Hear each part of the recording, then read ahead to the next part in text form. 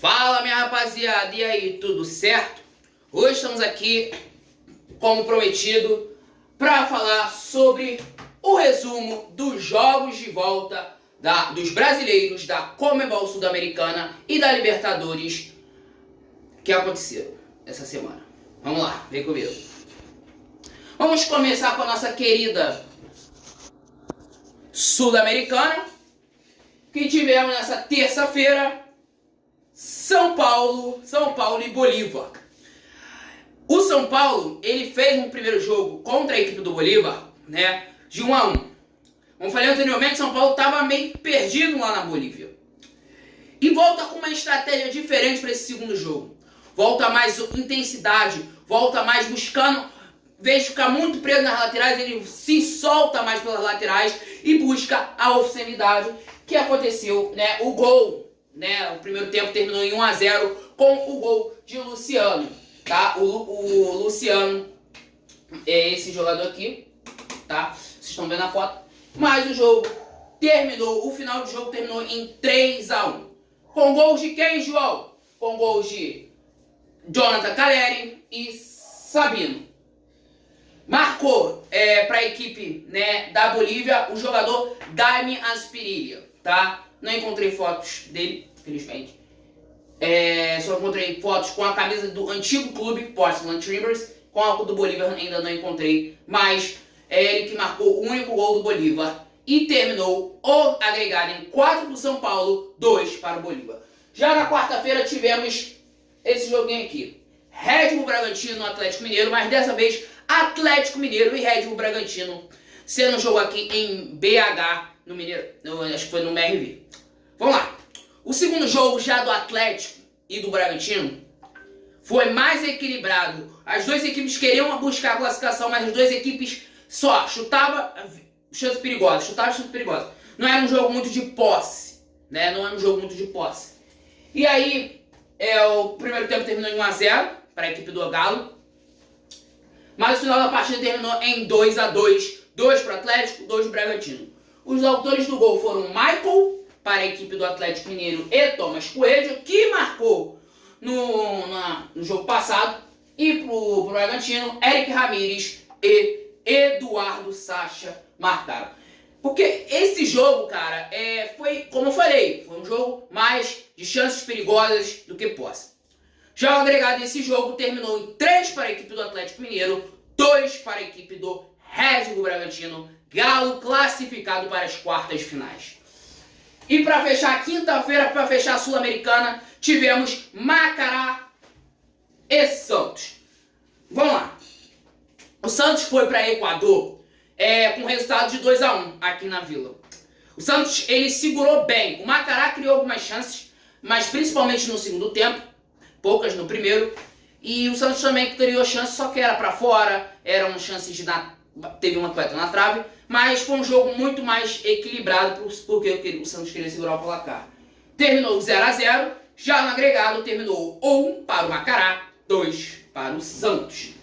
Tivemos Olímpia e Vasco. O primeiro tempo do Vasco, o início foi fraco. Só que o Vasco, na reta final, reagiu.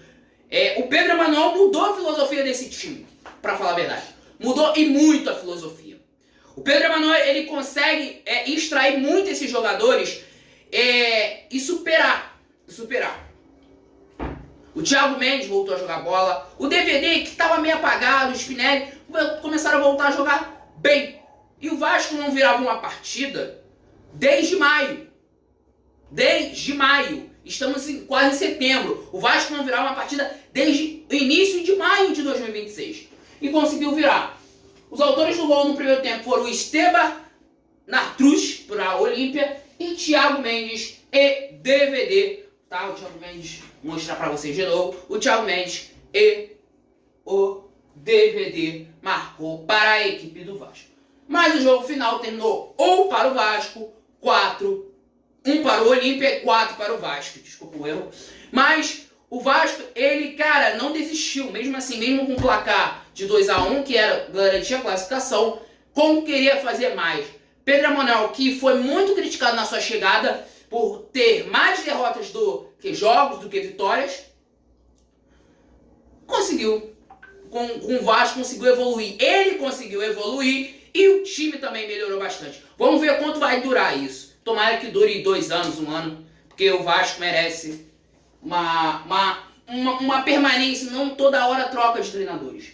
Os gols foram de Adson, tá? E Cláudio Spinelli. Agora vamos para fechar esse jogo aqui. Quando abriu o placar aos 8 minutos, falei, La remontada vai começar. E não começou, terminou assim. O Cienciano tinha tomado mais o gol, mas o gol foi anulado. E o Botafogo dá adeus. Eu acho que o Botafogo já vem para esse jogo, não tinha chance. Ainda ganhou o segundo jogo para honrar a camisa. O placar final ficou em 2 pro Botafogo, 6 pro Cienciano. O único gol da partida foi dele, de Danilo Pereira, ex-Ajax e ex-Rangers. Marcou o gol para a equipe. Vamos para Libertadores! Libertadores! Na Libertadores a gente teve já, vindo para terça-feira, um jogo bem sufocante para mim, né? Mas vamos lá. Fluminense e Independente Rivadavia pelo jogo de volta. O jogo foi na Argentina. O primeiro tempo, o Fluminense foi melhor nessa partida de volta. Um Fluminense diferente. O Fluminense no primeiro tempo fez o que estava fazendo e que não conseguiu buscar. Ele se ampliou mais nesse segundo jogo do que no primeiro, mas com a mesma intensidade de posse de bola, tocando a posse e chegava. O Fluminense conseguiu extrair mais os chutes no primeiro tempo, nesse jogo de volta em Mendoza, do que no próprio Maracanã. Mas o Fluminense sai o primeiro tempo 0-0. O Fluminense, ele volta pro segundo tempo. Diferente. O Fluminense, ele tira no segundo tempo, tira Ganso, tira Hulk e bota Serna e Acosta. E aos 76 minutos, vou mostrar o placar, tá? Terminou em 1-1 o jogo, mas vou explicar mais pra frente. Gol de Kevin Serna para a equipe tricolor. O Kevin Serna, ele marca um golaço. Golaço, sim. Tirando o Bolcato sem chance pro Bolcato. Só que aí vem um lance que eu não posso mostrar, infelizmente, o lance do pênalti, por conta de direitos da Conmebol, tá? Então eu não posso mostrar porque senão pode derrubar o meu vídeo. Mas tem um lance que o árbitro Rojas, né? Eu vou chamar de Rojas, que é o sobrenome dele. O colombiano Rojas, ele dá um escanteio porque ele entendeu que a bola bateu no braço do Ignacio. Não, ele entendeu que o Ignacio estava protegendo. Só que o VAR falou, ele ficou na dúvida, porque a pressão que fizeram deixou ele na dúvida. E ele foi olhar no VAR. E ele deu pênalti. Só que eu acho que o mesmo pênalti que teve num jogo mais pra frente, que eu vou falar, que foi da própria Libertadores, o mesmo pênalti, o mesmo pênalti parecido, mas a proteção foi do braço, no outro jogo também, não deram. Mas nesse deram. O Fluminense foi prejudicado nesse jogo. Mas pode ser prejudicado, mas a gente classifica. Gol de Alex Arce aos 94 minutos. O juiz tinha dado 6 minutos, se não me engano. E foi isso. O Rivadavia achou um pênalti. O Rivadavia não conseguiu jogar. Conseguiu jogar um pouco melhor com a expulsão de Canóbio. Com a expulsão do Canóbio. Conseguiu jogar um pouco melhor.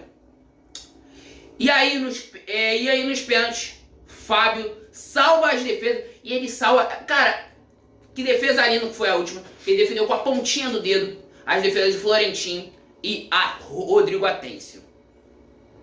O Fluminense classifica para as quartas de finais. No sufoco, mas foi. Quarta-feira, tivemos esse jogo aqui que é mesmo. Palmeiras e Cerro Porteño.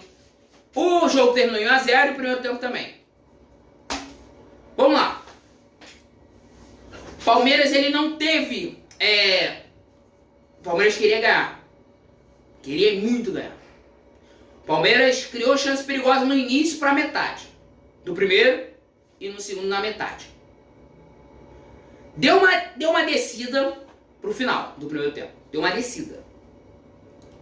Depois voltou essa mesma intensidade por volta dos 60 minutos. E aí, nesse jogo aqui tivemos um pênalti. Né? O pênalti que eu expliquei anteriormente. Nesse mesmo jogo aqui, tivemos um pênalti também. Tivemos o mesmo pênalti. E não deram. Corretíssimo. Mas por que no Fluminense deu? O mesmo pênalti. A mesma posição. Só não era o mesmo jogador, claro. Que lá foi o Ignacio e o outro foi o zagueiro do Rossel. Por quê? Por que, Suec? E aí o único gol do Palmeiras na partida foi dele, Gustavo Gomes. E aí termina um placar agregado incrível. Não. Termina 1 pro Cerro, 2 para o Palmeiras. Tá de parabéns. João, quanto foi o placar mesmo do Fluminense em Rivadavia? Além do gol do Gustavo Gomes, o placar nos pênaltis, né, de Fluminense e Rivadavia foi 5 pro Fluminense, 4 pro Rivadavia. Mas o Palmeiras está de parabéns e chega a mais umas quartas de finais com um adversário repetido que foi ano passado. Vem comigo, continuando na quarta, tivemos Flamengo e Cruzeiro. Foi um jogo bom. O Otávio, mais uma vez, sendo destaque, na minha opinião, mais uma vez sendo destaque. Defendeu muito, mas toda hora defender 7 defesas, raramente. O Flamengo buscou um gol, aos 35. O Otávio jogando pra caraca, o Otávio. A Arrascaeta faz um lindo gol, que pena que eu não posso mostrar. Faz um lindo gol, um golaço. Arrascaeta. Que craque. E aí eu falo para vocês. Pra mim ele é top 10 gringos da Libertadores. Mas aí me fizeram a pergunta, João, ele é o Riquelme da Libertadores atual? Ele é um novo Riquelme? Fizeram essa pergunta. Você acha o quê? Que Georgian Arrascaeta é o novo Riquelme da Libertadores? Que o Riquelme jogou muito na Libertadores, o argentino. Mas será que o Uruguai Arrascaeta, Georgian de Arrascaeta, é esse cara? Será que é o maior gringo da Libertadores do século XXI? Após Riquelme? Mas o jogo termina em 2 a 1. Com o gol do Lucas Romero, empatando. O torcedor do Cruzeiro até acreditou. Mas esse cara aqui que tinha mamado para Kevin Arroyo no primeiro jogo, né? Como eu falei, jogou muito. E, cara, o gol dele também foi lindo. Foi lindo pra caraca. Tirando geral e meteu um golaço por baixo das pernas do Otávio. Mas quase o Otávio pega, irmão. Que partida fez o Otávio. E quinta-feira tivemos 2 joguinhos. Esse aqui mesmo, LDU e Mirassol. Foi um jogo que Mirassol perdeu muito gol. Com Bruno Santos, com Alisson, também com Denilson. E esses gols perdidos custam a eliminação. E custou muito. O jogo foi para os pênaltis. E já na primeira, Victor Luiz perde o pênalti. O restante tudo converteu. Não foi para alternadas, mas o restante tudo converteu. Mas termina 5 para a LDU, 4 para o Mirassol. Um pênalti perdido na disputa de pênalti por Victor Luiz custou a eliminação do Mirassol. Porque se tivesse feito provavelmente um dos gols já no tempo regulamentar, talvez não aconteceria isso. Talvez já estava classificado. Tivemos também Rosário e Corinthians. Esse jogo também foi um jogo bom. Menos brigas, graças a Deus. Mas o gol aconteceu aos 80 minutos com o de Breno Bidon. Breno Bidon marcou o gol. E, para fechar, Ranieri foi expulso também. Tivemos nesse jogo da volta 2 expulsões. Na terça, Canóbio. E na volta, Canóbio na volta também na terça-feira e na quinta Ranieri. E aí o chaveamento fica assim. Vamos lá, que eu vou explicar o chaveamento. O chaveamento vou baixar, deixa eu ver aqui, isso. Vamos lá. No lado esquerdo a gente tem o Boca, classificado, eliminando o Recoleta no agregado de 7-1. E o São Paulo, classificando em cima do Bolívar, como aqui eu já falei no resumo. Já aqui, o Vasco vai esperar o seu adversário de Santa Fé e River Plate, por conta que no primeiro jogo, na semana do primeiro jogo de Santa Fé e River Plate, tivemos um terremoto na Colômbia, que as famílias perderam tudo, né? Perderam suas estruturas, casa, perdeu o carro, um monte de coisa. Eu peço forças para a Colômbia, que ela se recupere rápido, por conta desse terremoto aí. Vamos orar pela Colômbia. Então vamos esperar o adversário. O Vasco eliminou o Olímpia. Do lado direito a gente tem Atlético Mineiro e Santos nas quartas de finais, que o Atlético eliminou o Red Bull Bragantino, como eu falei aqui no resumo, e o Santos eliminou o Macará, como eu já expliquei também. Já que a gente tem também o Montevideo City Torque do Uruguai, eliminando o Tigre da Argentina, e o Cienciano vai enfrentar o Montevideo City Torque, que eliminou o Botafogo, como no resumo. Na Libertadores a gente tem quem, João? Do lado esquerdo a gente tem o Estudiantes La Plata e Corinthians nas quartas de finais. O Estudiantes elimina a Universidade Católica do Chile e o Corinthians elimina o Rosário Central, como já expliquei no resumo. Flamengo classificado nas quartas de finais e vai esperar o adversário entre Tolima e Independente Del Valle. Por conta que também vou explicar, tá? Já expliquei anteriormente. Na semana do primeiro jogo, o jogo ia ser na Colômbia e por conta dos terremotos, o jogo foi adiado agora para essa final de mês. Então, Tolima e Del Valle, vamos ver quem vai passar para enfrentar o Flamengo. Do lado direito a gente tem LDU e Palmeiras. A LDU eliminou o Mirassol, como falei no resumo aqui de agora, e o Palmeiras eliminou o Cerro também, como explicado aqui também no resumo. A gente tem também o Platense contra o Fluminense nas suas quartas de finais. A equipe do Platense eliminou a equipe do Coquimbo Unido do Chile nos pênaltis.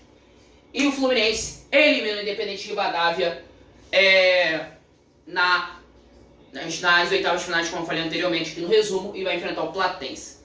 A final será dia 28 de novembro, em Montevidéu. Já a da Sul-Americana será um pouquinho antes, mas na Colômbia, em Barranquilha, que pode ter também, talvez, um adiamento, se até lá as estruturas colombianas não tivessem recuperado o terremoto.